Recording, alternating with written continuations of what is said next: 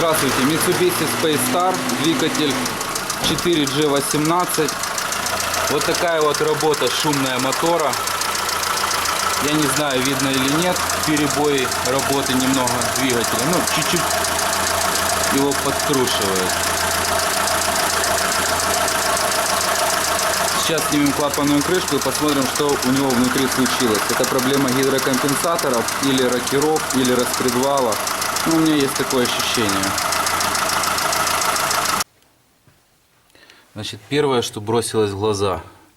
Выкрашивание металла на ролике одном. Где тут у нас? Вот. И вот еще. Такая вон полоса образовалась. Здесь вон тоже потертость на ролике видна. Не очень все хорошо и не очень все красиво.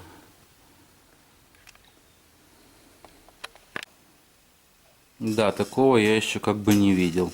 Я слыхал, что у них есть проблемы с распредвалами, усталость металла, выкрашивание кулачка, но это просто аут. Вот здесь тоже кулачок уже крошится. Так, это не кулачок, я еще видел. Ага. Вот еще выработка. В принципе, весь вал уничтожен. Рокера, конечно, в состоянии просто аут. Пропилила. Где-то здесь я... вот, трещину находил. То есть он даже треснул. Соответственно, с такими вот даже собирать обратно нельзя. С такой выработкой, потому что даже если вы это все аккуратно соберете, оно может просто, ну, вот, при запуске треснуть и случится Сталинград в головке.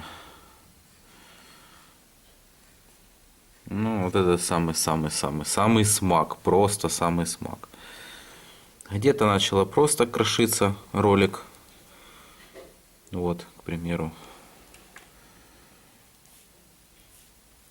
Ну, на второй части рокеров именно просто выкрашивание роликов. Нету такой, конечно, выработки жуткой, но все равно. Это все под замену. Также при разборке выяснилось, что один гидрокомпенсатор поврежден. То есть вот эта часть у него отвалилась. Мы его вытащили с рокера. Ну, вот такая вот ситуация. Один этот гидрокомпенсатор возьмем бэушный из головки. Хорошо, что у нас они есть в комплекте. Значит, приобретена бэушная головка с распредвалом. Вот здесь вот рокера у меня сейчас уже снятые лежат. Это сейчас все будет дело перемываться. Головка, понятное дело, устанавливаться не будет. Мы возьмем просто с нее распредвал вместе с рокерами. Распредвал здесь на твердую четверку. Ну, то есть, как бы видно, что он ходивший. Выкрашивания кулачков на нем нету. То есть они вот в таком вот примерно состоянии все. Рокера на пятерочку. То есть вот такие вот ролики все. Ну, как бы вот так. Почему был куплена головка в сборе, а не распредвал с рокерами просто? Дело в том, что, как оказалось, начали искать, этих распредвалов нету. И рокеров тоже нету. И даже те люди, у которых я спрашивал, сколько вот будет стоить удовольствие купить распредвал с рокерами, получалось дороже, чем взять головку в сборе. Ну, то бишь уже смысла никакого не было. Разница примерно в $50 купить отдельно распредвалы и вот эти вот все рокера поштучно, то, что мне посчитали. И вот головочка. Она одна единственная, ее чисто случайно нашли. Потому что обзванивали кучу, ну как бы нету. Или мотор в сборе, или... Головка была там у некоторых людей без распредвала и рокеров. Распредвал снят. Значит, для того, чтобы вытащить распредвал, сзади вынимается заглушка. Ну, естественно, снимается передняя шестерня распредвала. И убрали корпус воздушного фильтра для того, чтобы полностью можно было протянуть распредвал и вытащить его с-под капота, не вынимая головки. Вот. Сейчас будем это все собирать назад с новым распредвалом, ну, бэушным распредвалом в хорошем состоянии и рокерами.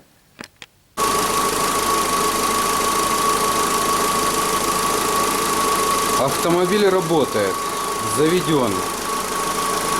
В принципе, работает неплохо, но у него есть проблемы с форсунками топливными.